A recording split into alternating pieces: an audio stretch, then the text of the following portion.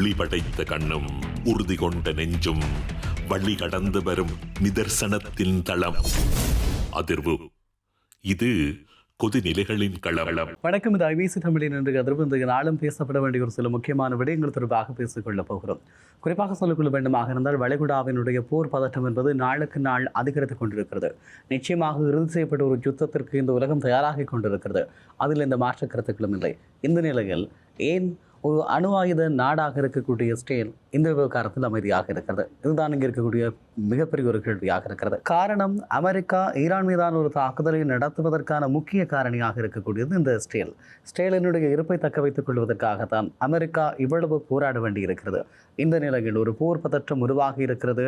மிகப்பெரிய அச்சுறுத்தலுக்கு இந்த உலகம் எதிர்கொள்ளப் போகிறது. இப்படி இருக்கக்கூடிய நிலையில் ஏன் இஸ்ரேல் அமைதியாக இருக்கிறது? இது தொடர்பாக நாங்கள் இன்றைய நாளில் சற்று விரிவாக பார்க்க போகிறோம். அதை மாத்திரம் இல்லாமல், ஈரான் மீது நிகழ்த்தப்படுகின்ற அமெரிக்காவினுடைய தாக்குதல்களுக்கான தயார் நிலைகள் எப்படி இருக்கிறது, அது மாத்திரமில்லாமல் ஈரானுக்குள் என்ன நடந்து கொண்டிருக்கிறது, எப்படியான விடயங்கள் தொடர்பாகவும் சற்று விரிவாகவும் ஆழமாகவும் பார்க்க போகிறோம். அப்படியாக வருகிற போது இந்த இஸ்ரேலினுடைய மௌனம் தான் மிகப்பெரிய கேள்வியை ஏற்படுத்தி இருக்கிறது. இஸ்ரேலினுடைய இந்த மௌனத்திற்கு பின்னால் இருக்கக்கூடிய முக்கியமான ஒரு சில விடயங்கள் தொடர்பாக பார்க்கலாம். குறிப்பாக உங்கள் எல்லோருக்குமே தெரியும், அமெரிக்காவினுடைய இந்த நிலை குவிப்பு என்பது மிகப்பெரியதும் பலராலும் எதிர்பார்க்க முடியாததுமாக இருக்கிறது. உண்மையை சொல்லிக்கொள்ள வேண்டுமாக இருந்தால், இப்படி ஒரு சந்தர்ப்பத்திற்காக இஸ்ரேல் அழைத்திருந்தால் கூட அமெரிக்கா இவ்வளவு படைக்குவிப்பை மேற்கொண்டிருக்காது. ஆனால் செங்கடலையும் பாரசீக வளைகுடாவையும் அந்த கடல் பகுதியை முழுவதுமாக சுற்றி வளைத்திருக்கக்கூடிய அமெரிக்க படைகளுடைய இந்த இருப்பு என்பது இஸ்ரேலால் நழுவ விட முடியாத ஒரு சந்தர்ப்பமாக இருக்கிறது. இஸ்ரேல் என்ற ஒரு நாடு அந்த பிராந்தியத்தில் இருக்க வேண்டும் என்று சொன்னால் நிச்சயமாக ஈரானினுடைய இந்த பலம் குறைக்கப்பட வேண்டும் என்பதில் மாற்று கருத்தில்லை.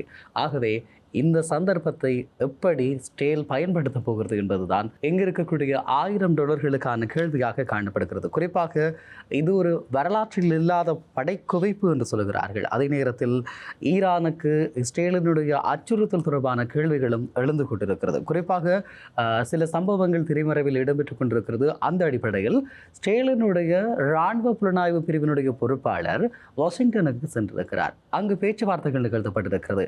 ஏன் இதற்கு முன்பதாக அமெரிக்காவினுடைய தாக்குதலை இஸ்ரேல் தடுத்தது என்று சொன்னால், சென்றோம் தாக்கினோம் என்று இல்லாமல் அது மிகப்பெரிய அழிவுகளை ஏற்படுத்தக்கூடியதாக இருக்க வேண்டும் என்பது அவர்களுடைய நிலைப்பாடு. ஆக வாஷிங்டனுக்கு சென்றிருக்கக்கூடிய இஸ்ரேலினுடைய இராணுவ புலனாய்வு பொறுப்பாளருடைய அந்த கலந்துரையாடல் எப்படி அமைந்திருக்கிறது என்று சொன்னால், அங்கிருக்கக்கூடிய அணுநிலைகள் முற்றாக அழிக்கப்பட வேண்டும். கடந்த ஜூன் மாதம் தாக்கி அழித்து பகுதி அளவிலை விட்டுவிட்டு வைத்தது போல் இல்லாமல் முழுமையாக தாக்கி அளிக்க வேண்டும் என்ற நகர்வு மேற்கொள்ளப்படுவதாக சொல்லப்படுகிறது. ஆகவே ஈரானின் மீதான மிகப்பெரிய ஒரு தாக்குதலுக்கு இந்த உலகம் தயாராக கொண்டிருக்கிறது என்ற ஒரு கேள்வி இருக்கக்கூடிய நிலையில், உண்மையில் இங்கிருக்கக்கூடிய இஸ்லாமிய சகோதரர்கள் பலர் தங்களுடைய மதம் சார்பான நிலைப்பாட்டின் அடிப்படையில் ஒரு கருத்துக்களை அடிக்கடி முன்வைத்துக் கொள்வார்கள். எங்களுடைய இந்த பதிவுகளின் கீழான பின்னூட்டத்தில் கூட அவர்கள் இது அமெரிக்காவுக்கு ஆதரவானது, இஸ்ரேலுக்கு ஆதரவானது என்ற கருத்துக்களை எல்லாம் சொல்வார்கள். உண்மையில் நாங்கள் ஏன் அமெரிக்காவுக்கும் இஸ்ரேலுக்கும் ஆதரவு நிலை எடுக்க வேண்டும்? ஈழத்தமிழர்களாக நாங்கள் இருக்கிற நேரத்திலே எங்களுக்கு எதிராக நிகழ்த்தப்பட்டிருக்கக்கூடிய ஒவ்வொரு கொடுமைகளுக்கும் இந்த உலகத்தினுடைய ஒவ்வொரு நாடுகளும் கரம் கோர்த்திருந்தார்கள். யாரும் எங்களுடைய பக்கம் இருக்கவில்லை.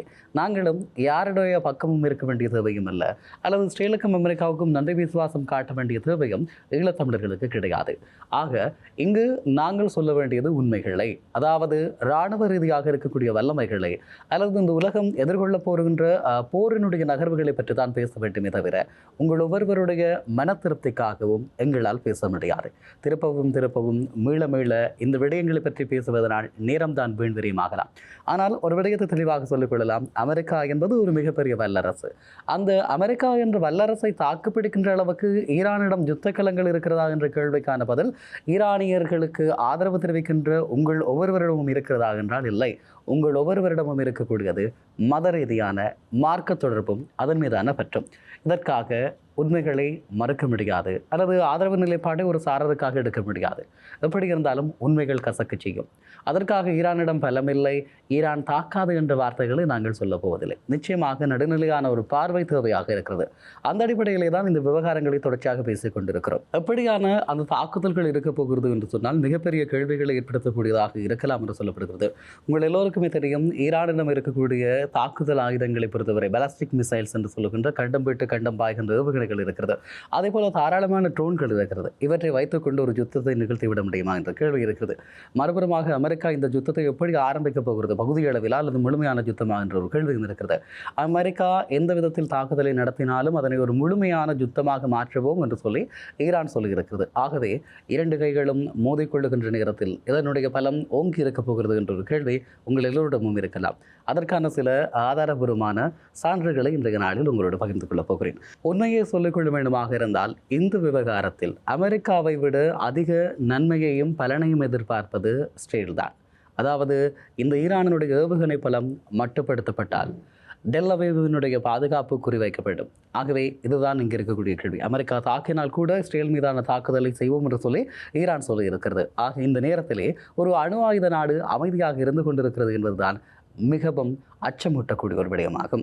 இதை தொடர்பாக சரியான ஆய்வுகள் மேற்கொள்ளப்பட வேண்டும், சரியான கணிப்புகள் முன்வைக்கப்பட வேண்டும் என்பது மாற்றுக் கருத்துக்களுக்கு அப்பாலான ஒரு முடிவாகும். குறிப்பாக சொல்லிக்கொள்ள வேண்டுமாக இருந்தால், நான் ஏற்கனவே சொன்னது போல ஈரானுடைய ஏவுகணை பலம் குறைக்கப்படும். அதே போல சியா மத பிரிவு ஆயுத இயக்கங்களாக இருக்கக்கூடிய அவற்றினுடைய அந்த பலம் சிதைக்கப்படும். குறிப்பாக ஹிஸ்புல்லாவை விட இன்னும் லெபனானிலே அவர்களிடம் 25,000 ஏவுகணைகள் குவித்து வைத்திருக்கிறார்கள் என்ற விடயம் சொல்லப்படுகிறது. ஆகவே இவர்களுடைய பலங்கள் எல்லாம் குறைக்கப்படுவதற்கு இந்த தாக்குதல் என்பது மிக அவசியமானது என்று சொல்லி இஸ்ரேல் கருதுகிறது என்பதனை சொல்லிக்கொள்ளலாம். இது தொடர்பான பேச்சுவார்த்தைகள் தான் கடந்த ஒரு வாரங்களுக்கு முன்பதாக வாஷிங்டனிலே இடம்பெற்றிருக்கிறது என்பதும் இன்றும் ரகசியமான முறையில் பேச்சுவார்த்தைகள் இடம்பெற்றுக் கொண்டிருக்கிறது என்பதனையும் குறித்து சொல்ல முடியும். அதே போல அமெரிக்கா தாக்கினால் டெல் அவிவ் தாக்கப்படும் என்ற ஒரு அச்சமும் இந்த இஸ்ரேலுக்கு காணப்படுகிறது என்பதனை சொல்லிக் கொள்ளலாம். குறிப்பாக இது எப்படியான ஒரு சூழல் என்று சொன்னால், இஸ்ரேல் நழுவ விட முடியாத ஒரு சூழல். முன்னெப்போதும் இல்லாத அளவுக்கு இராணுவ குவிப்பை அமெரிக்கா அந்த மத்திய கிழக்கினுடைய கடற்பரப்புகளில் எல்லாம் வைத்திருக்கிறது. மறுபுறம் ஈரானுக்குள் உள்நாட்டு கலகங்கள் இடம்பெற்றுக் கொண்டிருக்கிறது. பலவீனமான நிலையிலே இருக்கிறார்கள். ஆக இவர்களுக்கு இந்த தாக்குதலை பயன்படுத்த வேண்டிய தேவை, இந்த சந்தர்ப்பத்தை பயன்படுத்த வேண்டிய தேவை இஸ்ரேலுக்கு இருக்கிறது என்பதில் மாற்று கருத்துகள் இல்லை. குறிப்பாக இப்போது இருக்கக்கூடிய இந்த காலப்பகுதியில் கடந்த ஜூன் மாதம் உங்களுக்கு தெரியும் 12 நாட்கள் தாக்குதல் இடம்பெற்றது இல்லையா? அந்த தாக்குதல் கால பகுதியில் இடிபாட்டுகளுக்குள்ளே இன்றும் யூதர்கள் வாழ்ந்து கொண்டிருக்கிறார்கள். காரணம், இன்னும் ஒரு முழுமையான யுத்தத்திற்கு தாங்கள் செல்ல வேண்டும். ஆகவே இதனை திருத்தினால் மீண்டும் தாக்கப்படலாம். ஆகவே இந்த இடிபாடுகளுக்குள் வாழ்வோம், இந்த யுத்தம் நிறைவடைந்த பின்பதாக எங்களுடைய மேல் கட்டுமானங்களை செய்து கொள்ளலாம் என்பதுதான் அவர்களுடைய நோக்கம். இப்படி இருக்கக்கூடிய நிலையிலே இந்த ஈரான் தொடர்பான கவனமும் செலுத்தப்பட வேண்டிய தேவை இருக்கிறது. குறிப்பாக சொல்லிக்கொள்ள வேண்டுமாக இருந்தால், ஈரானுடைய IRGC என்று சொல்லக்கூடிய ஈரானினுடைய புரட்சிகர பாதுகாப்பு படை பயிற்றப்பட்ட மார்க்கப்பட்டிருக்கக்கூடிய 2 லட்சம் படைவீரர்கள் அங்கே இருக்கிறார்கள். அது மாத்திரமில்லாமல் இவர்களோடு சேர்ந்து இயங்கக்கூடிய பசீஜ் என்று சொல்லக்கூடிய ஆயுத அமைப்பில் 4 தொடக்கம் 5 லட்சம் வரையான வீரர்கள் காணப்படுகிறார்கள். இவர்களிடமும் மதப்பற்றும் மார்க்கப்பற்றும் நிலையாக இருக்கிறது. ஆகவே ஈரானை பாதுகாக்கின்ற ஒரு இரும்பு கோட்டையாக இவர்கள் காணப்படுகிறார்கள். உங்கள் எல்லோருக்குமே ஞாபகம் இருக்கும் என்று நம்புகிறேன், பொன்னியின் செல்வன் நாவலில் வருகிற வேளக்கார படை. இவர்கள் சுந்தர சோழ சக்கரவர்த்தியை அல்லது அரியாசனத்தில் இருக்கக்கூடிய சக்கரவர்த்தியை பாதுகாப்பதற்காக சபதம் எடுத்தவர்கள். ஆகவே அவர்கள் எப்போதும் மிகப்பெரிய நிலையான படையாக இருப்பார்கள் இந்த வேளக்கார படை. அதுபோல்தான் ஈரானுடைய பாதுகாப்புக்காகவும் இறைமைக்காகவும் கடந்த 45 ஆண்டுகளாக கட்டமைக்கப்பட்ட வளர்ச்சியை கொண்டிருக்கக்கூடிய ஈரானிய புரட்சிகர பாதுகாப்பு படையினுடைய இந்த வலிமை இவர்கள் ஈரானுக்கு ஒரு இரும்பு கோட்டை என்று சொல்லலாம். ஆகவே இவர்களை நோக்கி குறிவைத்து தாக்கினாலுடைய இந்த மாற்றங்கள் அல்லது அமெரிக்கா எதிர்கொள்கின்ற இஸ்ரேல் எதிர்பார்க்கின்ற மாற்றங்களை ஏற்படுத்த முடியாது என்பது கருத்துக்கு இடமில்லாத ஒரு விடயம். குறிப்பாக ஹமைனி தாக்கப்படலாம், ஹமைனியை இல்லாமல் செய்யலாம், இதன் மூலமாக ஆட்சி மாற்றத்தை உண்டு பண்ணலாம். இது எல்லாம் எப்படி ஏற்றுக்கொள்ளக்கூடிய விடயம்? கமனி போனால் இன்னும் ஒரு கமனி வருவார். இப்போதும் கமனி தன்னுடைய பதுங்கு குழியில் இருக்க அவருடைய 3வது மகன் இந்த பொறுப்புகளை பார்த்து கொண்டிருக்கிறார். ஆகவே இன்னொரு தலைவரை அவர்கள் அறிவித்து விடுவார்கள் என்ற நிலைப்பாடு இருக்கிறது. ஆக போரியல் ரீதியாக இடப்படுகின்ற திட்டமிடல்கள் என்பது எவ்வளவு வலிமை வாய்ந்தது என்பதுதான் இருக்கக்கூடிய விடயம். ஆக இப்படியான ஒரு நிலைப்பாட்டை அமெரிக்கா எடுக்கமாக இருந்தால் அதிலே மிகப்பெரிய மாற்றங்கள் ஏற்படலாம். ஆக இதை எப்படி கையாளப் போகிறது அமெரிக்கா என்பதனையும், இதனை எதிர்த்து எப்படி நகரப்போகிறது ஈரான் என்பதும் தான் மிகப்பெரிய எதிர்பார்ப்புகளை ஏற்படுத்தியிருக்கிறது. ஆனால் ஒன்றை சொல்லிக் கொள்ளலாம், 21ஆம் நூற்றாண்டில் நாங்கள் காணாத பல ஆயுதங்களை காணப்போகிறோம், காணாத யுத்த காட்சிகளை காணப்போகிறோம். அது மாத்திரம் உண்மையானதாக இருக்கிறது. உலகம் ஒரு அதிசயத்தை மத்திய கிழக்கில் காண தயாராகி கொண்டிருக்கிறது என்பது மாத்திரம் உண்மையாக இருக்கிறது. ஆனால் இப்படி இருக்கக்கூடிய நிலையில் இந்த அடிப்படை பலம் அல்லது இரும்புக்கோட்டை தகர்க்கப்படுமா என்ற கேள்வி இருக்கிறது. அந்த இரும்புக்கோட்டையை தகர்ப்பதற்கான பலம் அமெரிக்காவிடம் இருக்கிறதா என்பது இன்னும் ஒரு கேள்வி. உண்மையை சொல்லிக்கொள்ள வேண்டுமாக இருந்தால் அமெரிக்கா ஒரு வல்லரசு, உலகத்தினுடைய நாட்டாமை, உலக நாடுகளுக்கெல்லாம் ஆயுதம் விநியோகம் செய்கின்ற அமைப்பு, உலகத்தில் பல நவீன ஆயுதங்களை கண்டுபிடித்த நாடாக அமெரிக்கா காணப்படுகிறது. ஆக அமெரிக்காவால் இது சாத்தியமாக்கப்படுமா? இப்படி ஒரு கேள்வி இருக்கிறது. உண்மையில் சொல்லிக்கொள்ள வேண்டுமாக இருந்தால் இந்த தாக்குதல்கள் இடம்பெற்றால் மத்திய கிழக்கில் இருக்கக்கூடிய அமெரிக்க நிலைகள் தாக்கப்படும் என்றது ஈரானினுடைய ஒரு அச்சுறுத்தல். அப்படியாக இருந்தால், ஆனால் அமெரிக்காவுக்கு இந்த மத்திய கிழக்கில் இருக்கக்கூடிய துருப்புகள், நிலைநிறுத்தப்பட்டிருக்கக்கூடிய ஆயுத கப்பல்கள், ஆயுதங்கள், விமானங்கள், இவையெல்லாம் ஒரு புள்ளி. அமெரிக்கா என்பது உலகம் பரந்த ஒரு அதிகார வர்க்கத்தை கொண்டிருக்கக்கூடிய ஒரு நாடு. அமெரிக்காவுக்கு இது ஒரு சிறு புள்ளியாகத்தான் இருக்க போகிறது. ஆகவே இந்த விடயங்களை நாங்கள் கவனத்தில் கொள்ள வேண்டும். எங்களுடைய உணர்வுகளுக்கு அப்பால் நாங்கள் உணர்வு ரீதியாக மத பிணைப்பினூடாக கொண்டாடுகின்ற, இவர்கள் வெற்றி பெற வேண்டும் என்று நம்புகின்றவர்களுக்காக வெற்றிக்கான செய்தி அல்லது அதற்கான சாத்தியமான செய்திகளை மாத்திரம் எல்லோரும் செய்து கொண்டிருக்க முடியாது. எதிராளியினுடைய பலத்தை குறை மதிப்பிடக்கூடாது, முதலாவது விடயம். ஆனால் எதிரிலே இருக்கக்கூடிய நாடு பல யுத்தங்களை கண்ட நாடு, பல வெற்றிகளை கண்ட நாடு, பல அதிசயங்களை நிகழ்த்திய நாடு என்கிற போதுதான் அது ஒரு அச்ச சூழலை தருகிறது. மீண்டும் மீண்டும் சொல்லிக்கொள்ளலாம். இதனையெல்லாம் சொல்வதற்காக நீங்கள் அமெரிக்காவினுடைய விசுவாசி என்று சொல்லியோ, அமெரிக்க ஆதரவு ஊடகம் என்று சொல்லியோ வசைப்பாட முடியும். இந்த வசைப்பாடல்களுக்கு எல்லாம் அப்பால் நீங்கள் தெரிந்து கொள்ள வேண்டிய உண்மைகளை கொண்டு சேர்க்க வேண்டியதுதான் எங்களுடைய பொறுப்பாக இருக்கிறது. இப்படியாக இருக்கக்கூடிய ஒரு நிலையில் இந்த ஈரானினுடைய இராணுவ பலம் தொடர்பாக நாங்கள் நோக்குகின்றோமாக இருந்தால், ஈரானிடம் கண்டம் விட்டு கண்டம் பாய்கின்ற பல ஏவுகணைகள் இருக்கிறது. அதை தாண்டி பல வகையான ட்ரோன்கள் காணப்படுகிறது. ஆனால் இதை தாண்டி என்ன நவீன ஆயுதங்களை வைத்திருக்கிறது ஈரான் என்ற ஒரு கேள்வி இருக்கிறது.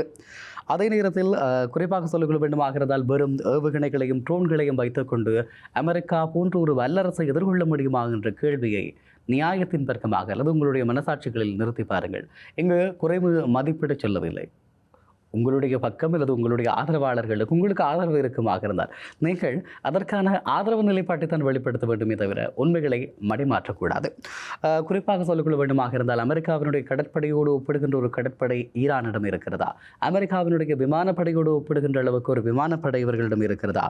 அல்லது விமான எதிர்ப்பு கட்டமைப்புகள் இருக்கிறதா? இவை எல்லாம் மிகப்பெரிய கேள்விகளை ஏற்படுத்தும். உங்கள் எல்லோருக்குமே தெரியும், கடந்த 12 நாள் யுத்தம் எதை நோக்கி இருந்தது, எப்படியான நகர்வுகளை காட்டியது என்பதில் கற்றுக்கொண்ட பாடங்கள் இருக்கும் இல்லையா? அதையும் தாண்டி எப்படி நாங்கள் பேச முடியும்? இப்படிதான் அமெரிக்காவுக்கும் ஈராக்குக்கும் இடையே இடம்பெற்றிருக்கக்கூடிய யுத்த கால பகுதியில் அப்படி அடிப்போம், இப்படி செய்வோம், அதை செய்வோம், இதை செய்வோம் என்றெல்லாம் சொன்னவர்கள். பாலைவனங்களை அமெரிக்காவினுடைய யுத்த தாங்கி கப்பல்கள் எவ்வளவு வேகமாக கடந்து வந்தது என்பது உங்களுக்கு தெரியும். ஆக எப்படியான நிலைமை காணப்படுகிறது என்பதனை நான் மீளவும் சொல்லிக் கொள்ளலாம். சரி, இப்படியாக நகர்ந்து கொண்டிருக்கக்கூடிய நிலையில் வெறும் ட்ரோன்களும் ஏவுகணைகளும் ஒரு வெற்றியை பெற்றுத்தருமா என்பதுதான் இங்கு இருக்கக்கூடிய கேள்வி. இந்த ட்ரோன்களும் ஏவுகணைகளும் வெற்றிகளை பெற்றுத்தருவதற்கு போதுமானதாக இருக்கிறதா? இவை மிகப்பெரிய ஒரு கேள்வியாக இருக்கிறது. ஈரானிடம் இருக்கக்கூடிய இந்த ஆயுத பலத்திற்கு அல்லது ஈரானுடைய பலம் தொடர்பான ஒரு அளவுகோலை மேற்கொள்வதற்கு ஒரு சிறந்த சந்தர்ப்பமாக நாங்கள் கடந்த 6 மாதங்களுக்கு முன்பு கண்டிருக்கக்கூடிய ஜூன் மாதம், அதாவது கோடைகால யுத்தம் என்று சொல்லுவார்கள், ஈரானுக்கும் ஸ்ரீலங்கும் இடையில் இடம்பெற்றது. அதனை நாங்கள் எடுத்து பார்க்கலாம். குறிப்பாக சொல்லிக்கொள்ள வேண்டுமாக இருந்தால், இந்த யுத்த கால பகுதியில் ஸ்ரேல் தரப்பிலே 32 பேர் கொல்லப்பட்டார்கள். அதிலே வரும் 7 பேர் தான் இராணுவ வீரர்களாக காணப்படுகிறார்கள். 3238 பேர் காயமடைந்திருந்ததாக சொல்லப்படுகிறது. இது நடுநிலைமையாக கிடைக்கப்பெற்ற ஓரளவான தகவலாகும். அதே நேரத்தில் ஈரானுடைய தரப்பை பார்க்கிற போது 1190 பேர் கொல்லப்பட்டிருந்தார்கள். இவர்களிலே 435 பேர் இராணுவத்தினர். இவர்களில் 30 தளபதிகளும் 11 விஞ்ஞானிகளும் அடங்குகிறார்கள் என்பது குறிப்பிடத்தக்கதாகும். அதேபோல 4475 பேர் காயமடைந்திருந்தார்கள். இது ஈரானுடைய சுகாதார கல்வி திணைக்களத்தினுடைய தகவலாக காணப்படுகிறது. ஆக ஸ்டேலின் மீது நிகழ்த்தப்பட்ட தாக்குதலில் 7 ஸ்டேலிய இராணுவத்தை கொல்ல முடிந்தது. ஆனால் ஸ்டேல் மேற்கொண்ட தாக்குதலில் 435 இராணுவ துருப்புகள் தாக்கப்பட்டிருக்கிறது. 30 தளபதிகள், 11 விஞ்ஞாபனிகள். ஆக ஸ்டேலினுடைய தாக்குதல் என்பது குறிவைத்து இராணுவ நிலைகளை நோக்கி இருந்தது. ஆனால் நீங்கள் பார்க்கிற போது கொல்லப்பட்ட ஸ்டேலியர்களிலே 32 பேர் இராணுவம் என்று சொன்னால் மீதம் இருக்கக்கூடியவர்கள் பொதுமக்கள். ஆக பொதுமக்களை நோக்கிய தாக்குதலை தான் ஈரான் செய்திருக்கிறது. இப்படி இருக்கக்கூடிய நிலையில் இந்த ஈரானுடைய நிகழ்கால நிலைமைகள் எப்படி இருக்க போகிறது என்ற ஒரு கேள்வியை நாங்கள் இங்கு பலவாறாக முன்வைக்க வேண்டிய தேவை இருக்கிறது.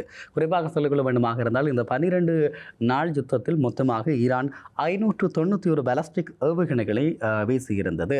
இவற்றில் வெறும் 33 தான் இஸ்ரேலினுடைய பல பகுதிகளில் வெடித்தது. குறிப்பாக சொல்லிக்கொள்ள வேண்டுமாக இருந்தால் இஸ்ரேலியர்களில் 33 பேரை கொல்வதற்கு 32 ஏவுகணைகள் வெடித்திருக்கிறது. ஏனைய 558 ஏவுகணைகளை இஸ்ரேலினுடையதும் அமெரிக்காவினுடையதுமான வான் பாதுகாப்பு கட்டமைப்புகள் மிக காத்திரமாக தடுத்திருந்தது, அல்லது அவை வானிலே வெடித்தது, அல்லது பிறருக்கு பங்கம் ஏற்படாத இடங்களில் சென்று வெடிக்க அனுமதிக்கப்பட்டது. இப்படியான ஒரு நிலைமை காணப்பட்டது. குறிப்பாக 1000 ட்ரோன்களை ஈரான் இஸ்ரேல் மீது இருந்தது. ஆனால் எந்த ஒரு ட்ரோனும் இஸ்ரேலை தாக்கவில்லை என்பதுதான் இங்கே இருக்கக்கூடிய விடயம். அந்த அளவுக்கு அவர்களுடைய வான் பாதுகாப்பு கட்டமைப்பு நிலைப்படுத்தப்பட்டிருந்தது. எல்லோரும் சொல்லலாம், ஈரானுடைய அந்த குண்டுகள் இஸ்ரேலில் வெடித்தது, இஸ்ரேலினுடைய மாயக்கதைகள் எல்லாம் தகர்க்கப்பட்டது, இப்படியான விடயங்கள் இருக்கலாம். ஆனால் இந்த யுத்தத்தினுடைய முடிவுகளை இராணுவ ரீதியாக ஆராய்கிற போது கிடைக்கின்ற தகவல்கள் அதிர்ச்சிகரமானதாக காணப்படுகிறது என்பதனை சொல்லிக் கொள்ளலாம். இதுதான் ஒரு அளவுகோல். அதாவது 32 பேரை கொள்ள 33 ஏவுகணைகளை வெடிக்கச் செய்ய வேண்டியிருக்கிறது. 591 ஏவுகணைகள் சென்றாலும் அவற்றில் 558 ஏவுகணைகள் அந்த நிலையை தாண்ட முடியவில்லை என்ற நிலைவரம் இருக்கிறது. இப்படியான நிலைமைகள் இருக்கக்கூடிய நிலையில் இது மிகப்பெரிய ஒரு அளவீடாக காணப்படுகிறது. இந்த 12 நாள் யுத்தம் என்பது ஈரானினுடைய 45 வருட தயார்படுத்தலாகும். ஆக தன்னுடைய உச்சபட்சமான இராணுவ ஆற்றலை இஸ்ரேலுக்கு எதிராக வெளிப்படுத்தியிருந்த நிலையிலும் இவ்வளவுதான் இழப்புகள் ஏற்பட்டது. அப்படியாக இருந்தால் எதிர்வருகின்ற காலப்பகுதியில் இவர்கள் மேற்கொள்ளப் போகின்ற இந்த தாக்குதல்கள் என்பது 45 ஆண்டுகளாக இவர்கள் கட்டமைத்த ஆயுத கட்டமைப்பிலே இல்லாமல் இந்த வரும் 6 மாதங்களில் ஈரான் அவ்வளவுக்கு வளர்ந்து விட்டதாக என்ற ஒரு கேள்வி இருக்கிறது. உங்களுடைய மனசாட்சிகளை தொட்டு கேளுங்கள். இது நீங்கள் சொல்லுகின்ற இந்த வார்த்தைகள் எவ்வளவு பொருத்தமானது என்பதுதான் இங்கு இருக்கக்கூடிய கேள்வியாக இருக்கிறது. குறிப்பாக மீண்டும் மீண்டும் சொல்லிக்கொள்ள வேண்டுமாக இருந்தால் இந்த 12 நாள் யுத்தத்தை பார்க்கிற போது இஸ்ரேலினுடைய வான்படை ஏவுகணை செலுத்துகளை தேடி தேடி அழித்ததாக சொல்லப்படுகிறது. ஆபரேஷன் ரைசிங் என்று சொல்லக்கூடிய யுத்தத்தை ஜூன் மாதம் 13ஆம் தேதி ஆரம்பித்தார்கள். ஜூன் மாதம் 13 இருந்து ஜூன் மாதம் 24ஆம் தேதி வரை இந்த யுத்தம் மிக கூரமாக இடம்பெற்றது. இவற்றிலே அவர்கள் பயன்படுத்தியது ஈரானினுடைய 45 வருட கால உற்பத்திகளை. ஆனால் இப்போது 6 மாதங்களுக்குள் இந்த நிலைமைகள் எல்லாம் மாறியிருக்கிறது. ஈரானுடைய பலம் இப்போது முன்பிருந்தது போல் இல்லை. இதையெல்லாம் எப்படி ஏற்றுக்கொள்வது? சிறுபிள்ளைக்கு மணல் வீடு கட்டிய கதைக்கு சொல்லுகின்ற உதாரணங்களாக இது இருக்கிறது இல்லையா?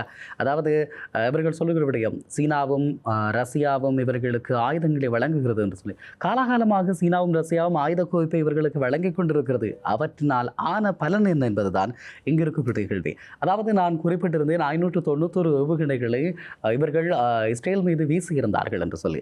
அந்த 591 ஏவுகணைகளிலே முதலாவது நாள் ஜூன் மாதம் 13ஆம் தேதி 150 ஏவுகணைகளை வீசியிருந்தார்கள். ஜூன் மாதம் 14ஆம் தேதி 100 ஏவுகணைகள் வீசப்பட்டது.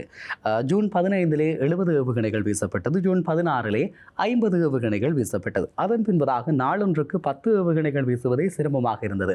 இறுதியாக இந்த 12ஆவது நாளில் வெறும் 2 ஏவுகணைகள் தான் வீசப்பட்டிருந்தது என்று சொன்னால் ஸ்டேனுடைய வான் பாதுகாப்பு கட்டமைப்புகள் எப்படியாக இங்கு செயற்பட்டிருக்கிறது என்பதும் அதே நேரத்தில் குறிப்பிட்டு சொல்லிக்கொள்ள வேண்டுமாக இருந்தால் சுமார் 250 ஏவுகணை செலுத்துகளை இஸ்ரேலினுடைய வான்படை தாக்கி அளித்திருக்கிறது. ஆக அவர்கள் முழுவீச்சில் தாக்குதல்களை மேற்கொள்ள முடியாத அளவுக்கு வெறும் 12 நாட்களுக்குள் இஸ்ரேலினுடைய ஏவுகணை பலத்தை கூட கட்டுப்படுத்தி இருக்கிறது இஸ்ரேல் என்கின்ற ஒரு நாடு. ஆக உலகத்தினுடைய வல்லரசாக இருக்கக்கூடிய அமெரிக்காவுக்கு எதிராக போர் நடவடிக்கைகள் ஈடுபடுகிற போது இது இவ்வளவு சாத்தியம் என்ற கேள்வி இருக்கிறது. ஆனால் சில வேளைகளில் யுத்தத்தினுடைய தன்மைகள் மாறுபடலாம், மாற்றங்கள் ஏற்படலாம். ஈரானிடம் பலம் இல்லை என்று இல்லை, ஆனால் இத்தனை பலமும் தாக்கு பிடிக்குமா? எத்தனை நாள் தாக்கு பிடிக்கும்? இதுதான் கேள்வியாக இருந்து கொண்டிருக்கிறது. உங்கள் எல்லோருக்குமே ஞாபகம் இருக்கும் என்று நம்புகிறேன். இஸ்ரேலுடைய வான்படை ஈரானுடைய வான்பரப்பில் மிகச் சுதந்திரமாக பயணித்துக் கொண்டிருந்தது. அந்த காலப்பகுதியில் குறிப்பாக சொல்லிக்கொள்ள வேண்டுமாக இருந்தால் S-300 என்று சொல்லுகின்ற ரஷ்யாவினுடைய உலகத்தினுடைய மிக சக்தி வாய்ந்தது என்று சொல்கின்ற வான் பாதுகாப்பு கட்டமைப்புகள் ஈரானிடம் இருந்தது. ஆனால் இஸ்ரேலுடைய விமானப்படை எப்படி அவ்வளவு சுதந்திரமாக அந்த பரப்புகளில் பறந்து திரிந்தது என்பதை நீங்கள் ஒரு தடவை யோசித்து பாருங்கள். குறிப்பாக 12 நாட்களிலேயே இஸ்ரேல் இந்த முடிவை ஏற்படுத்தி இருந்தது. அந்த காலப்பகுதியிலும் ஆயுதம் வழங்கப்பட்டது, இப்போதும் வழங்கப்பட்டு கொண்டிருக்கிறது. ஆக அதிநவீன ஆயுதங்களுடைய சொந்தக்காரர்களாக இருக்கக்கூடிய அமெரிக்காவுக்கு எதிரான ஒரு நிலைப்பாட்டை எடுப்பதில் இருக்கக்கூடிய உண்மைகளை தான் இங்கு பேச வேண்டுமே தவிர உங்களுடைய மன விருப்பங்களை உங்களை திருப்திப்படுத்துவதற்காக இங்கு பேச முடியாது. இந்த விடயத்தை மிக தெளிவாக சொல்லிக் கொள்ளக்கூடியதாக இருக்கிறது. குறிப்பாக சொல்லிக்கொள்ள வேண்டுமாக இருந்தால் அரபிக்கடலில் இருக்கக்கூடிய இந்த இராணுவ தளவாடங்கள் என்பது அமெரிக்காவுக்கு ஒரு வெறும் துளியாக காணப்படுகிறது. அதே போல இஸ்ரேல் என்று சொல்லுகின்ற அணுவாயுத நாடு இன்னும் அமைதியாக இருக்கிறது. இதை தாண்டி இப்படியான ஒரு அளவீட்டை வேறு உதாரணங்களின் மூலமாக சொல்ல முடியாது. அதே நேரத்தில் இன்னும் ஒரு விடயத்தையும் ஞாபகப்படுத்திக் கொள்ளுங்கள். இஸ்ரேலுக்குள் ஊடுருவி அதனுடைய மக்களிடையே கிளர்ச்சிகளை ஏற்படுத்தி அரசுக்கு எதிராக போராட செய்திருக்கிறது மொசாட் என்ற உண்மையை உணர்ந்து கொள்ள வேண்டும். அது மாத்திரமல்லாமல் ஈரானியர்களே பேக் டு ஹோம் ஹமோனி என்று சொல்ல வைத்திருக்கிறார்கள், மன்னர் வாழ்க்கை என்று சொல்ல வைத்திருக்கிறார்கள். இவையெல்லாம் மொசாட்டினுடைய இந்த சாதனைகள். ஆக இஸ்ரேலினுடைய இராணுவ பலமும் மொசாட்டினுடைய உளவு பிரிவும் எவ்வளவுக்கு எவ்வளவு ஈரானுக்குள் பலமாக இருக்கிறது என்ற ஒரு விடயத்தையும் நீங்கள் சீர்தூக்கி பார்க்க வேண்டியிருக்கிறது. ஆக இங்கு உண்மைகள் பேசப்பட வேண்டும்.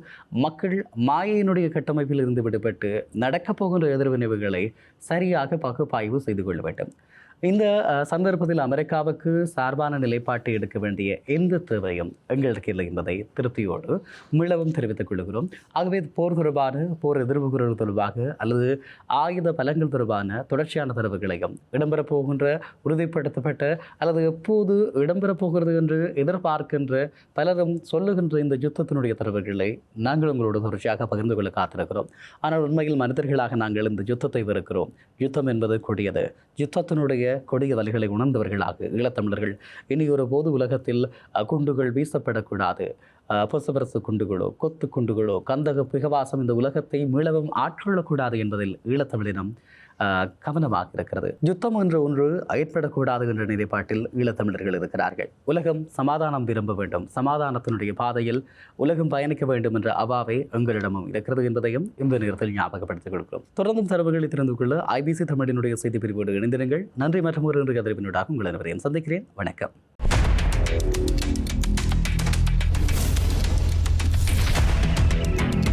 ஒளி படைத்த கண்ணும் உறுதி கொண்ட நெஞ்சும் வழி கடந்து வரும் நிதர்சனத்தின் தளம். அதிர்வு. இது கொதிநிலைகளின் களம்.